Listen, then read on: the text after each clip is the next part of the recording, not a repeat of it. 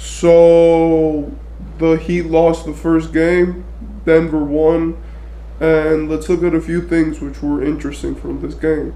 First, I want to say that what happened to Jimmy Butler, like after that, that Knicks series, he's just been turned off completely. Like he's been having good games, but it's like he doesn't want to bring out that inner beast anymore. I don't know if it's because the other teams are too tame or because he just hasn't had that will, right? Like he had in that one game in Game 7. I don't know. It's because if it's because they're not responding to his trash talk, but he's got to do something to get himself fired up. I think that all this talk about him being the best player in the playoffs has gotten to his brain. Jordan's son, all the memes. And I know that Jimmy Butler shot a shade below 50% from the field and 50% from three. But if we're being honest, we know what a bad or a good Jimmy Butler game looks like, and this was not it. I will say that Bam had a phenomenal game. He shot 13 for 25. He had one turnover, but he had 5 assists, 26 points, and 13 rebounds. I like that. Max Strus had a horrible game, and Caleb Martin too.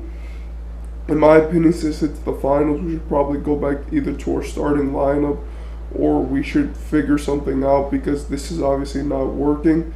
And finally, I want to say that Hayward Highsmith had a phenomenal game with 18 points on 7 for 10 from the field and on 70% from the field and 50% from three with 2 steals and 1 block. Now, all of these things could be good, they could be bad, but what I really want to focus on is that Jimmy Butler had a negative 17 plus minus, and Denver was leading by like 20 at half. And in my opinion, the biggest problem with this game was obviously that they don't know how to guard the Nuggets. It's very clear that after the second half, they obviously figured something out to limit them more, and also Miami had one of their most inefficient games in the playoffs yet. But if Miami keep this going, then it will actually be a blunder on them because it's like I know that they're not expected to do much, but shooting 41% from the field and 33% from three is not good, and it's not representative of what you can do as an organization. What I do want to say is that it looks like Denver just figured them out by passing a lot. You know, Jamal Murray had 10 assists, Nikola Jokic had 14 assists, and it just looked like running the offense through those two guys and making those two guys make plays was really what won them the series. I want to say that shout out to Michael Porter Jr.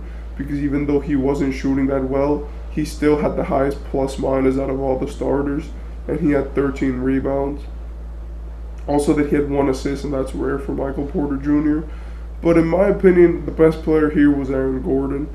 He was a switch-up nightmare. Obviously, apart from Jokic, who dropped a 27 point, 10 rebound, and 14 assist triple-double, but I'll get to him right now. But Aaron Gordon was just like getting all the switches in the first half, like on Gabe Vincent, the guards, and anyone who couldn't guard him.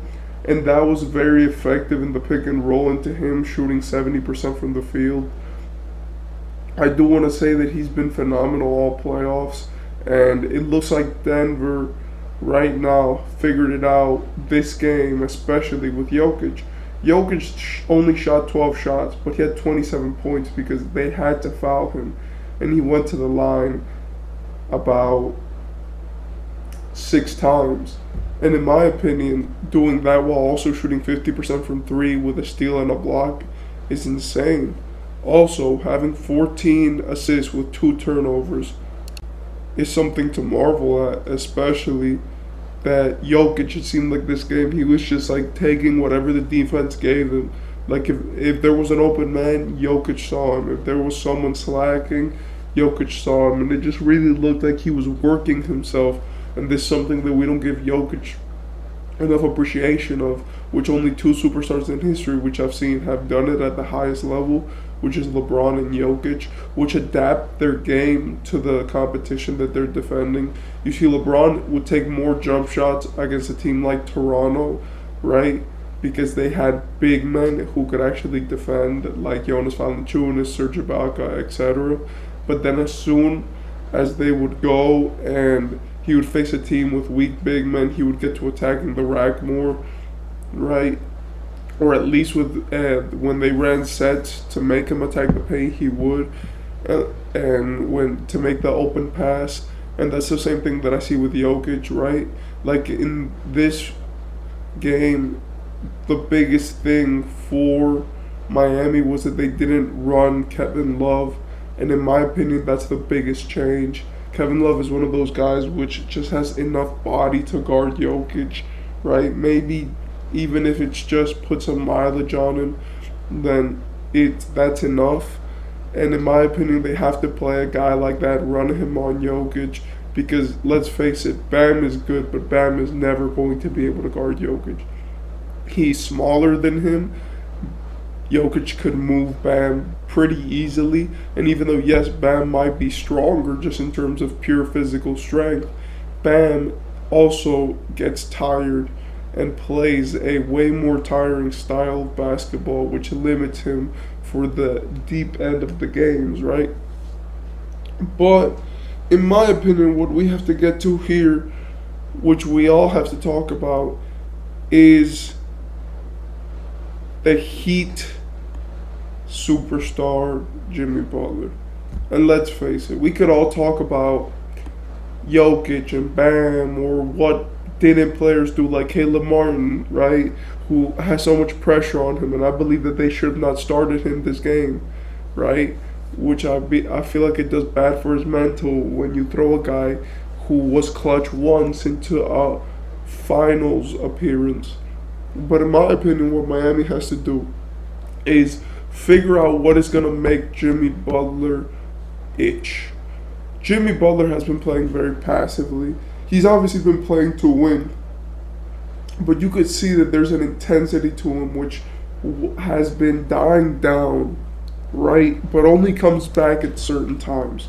It came back in Game 1 in Boston, Game 2 in Boston, Game 3 in Miami. It came back through the entire Buck series, right? It came back through the ending, through the start and the end of the Knicks series, right? And it normally has that pattern where it will come for the start and the end of the series, right?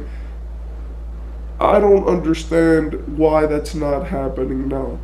Jimmy's a phenomenal player, and honestly, we cannot say that anything of this caliber would happen if you would swap any other superstar out for Jimmy, who plays in the modern NBA. I don't think any team would carry this team as far as they have, because I believe that it takes a certain kind of mentality, like Jimmy High Roller highlighted in his new video, to make a team just fully buy into the fact that they can win, right? Like, even if you can't win, just having a bunch of guys be obsessed and be basically delusional about winning and the fact that they can't do it creates a culture which you cannot replicate.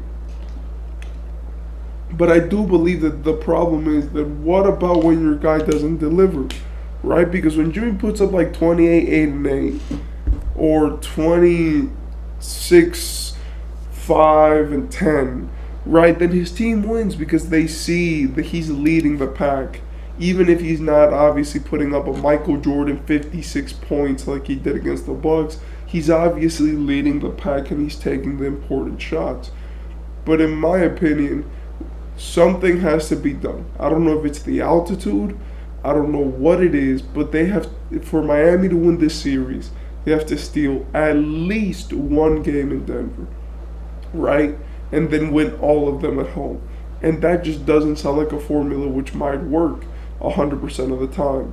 So in my opinion, what people have to get to doing and talking about is Jimmy Butler ready to carry his team to this championship? Because in some big games, he stops playing as well. In this game, he was pretty bad in Game 1.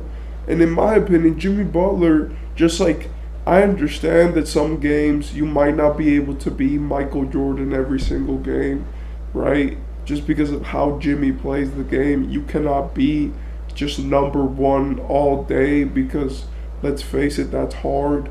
But we do expect a certain quality of play and of consistency from Jimmy, from him being the superstar of the Miami Heat who has carried them to this place.